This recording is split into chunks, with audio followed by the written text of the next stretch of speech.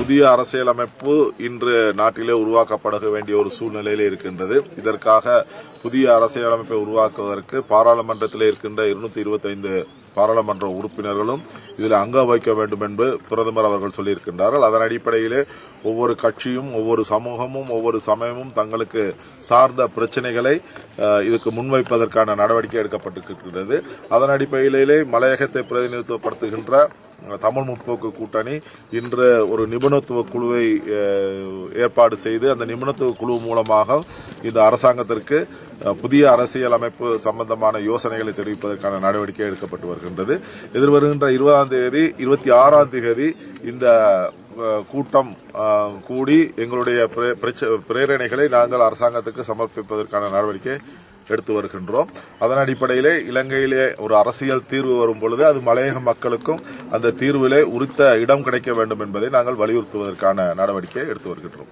அதாவது கடந்த அரசாங்கம் பதவிக்கு வந்த பொழுது 4000 ஏக்கர் காணிகளை வடகிழக்கு பகுதியிலே இருக்கின்ற மீள்குடியேற்றத்திற்காக தருவதாக அரசாங்கம் ஏற்கனவே தமிழ் தேசிய கூட்டமைப்போடு இணைந்து ஒரு பேச்சுவார்த்தையிலே ஈடுபட்டிருந்தது. அதன் அடிப்படையிலே கட்டமாக இந்த காணிகளை விடுவிக்கின்ற வேலையை இப்பொழுது செய்திருக்கின்றார்கள்.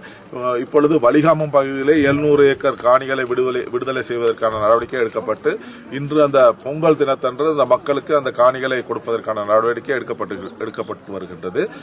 படிப்படியாக இதை செய்ய வேண்டும் என்பதுதான் அரசாங்கத்தினுடைய வேலை திட்டமாக இருக்கின்றது. அதாவது இன்று இந்தியாவிலிருந்து மீன்பிடி படகுகளிலே வந்து இலங்கை கடலுக்குள்ளே மீன்பிடிக்கின்ற மீன்பிடிக்காரர்களை இலங்கை அரசாங்கம் அல்லது இலங்கை ராணுவம் இன்று பிடித்து வைப்பதாக நிறைய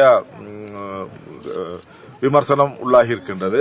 ஆனால் உண்மையிலேயே இலங்கை கடல் பகுதியிலே இந்திய மீனவர்கள் வருவதன் மூலமாக இங்கே இருக்கின்ற வடகிழக்கு பகுதியிலே அல்லது தென்பகுதியிலே இருக்கின்ற மீனவர்களுக்கு இந்த கடலிலே மீன்பிடிக்கின்ற வளம் குறைந்து வருகின்றது என்பதுதான் இங்குள்ள மக்களுடைய அங்கலாய்ப்பு.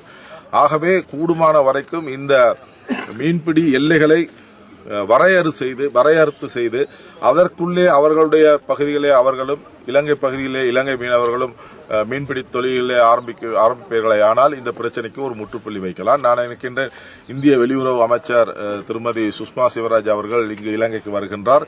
இதன் பொழுது இந்த பேச்சுவார்த்தைகளிலே ஈடுபட்டு இதற்கான ஒரு முற்றுமுழுதான சுமூகமான ஒரு தீர்வை ஏற்படுத்துவதற்கான நடவடிக்கை எடுக்கப்படும் என்பதை நாங்கள் சொல்லிக் கொள்ளலாம்.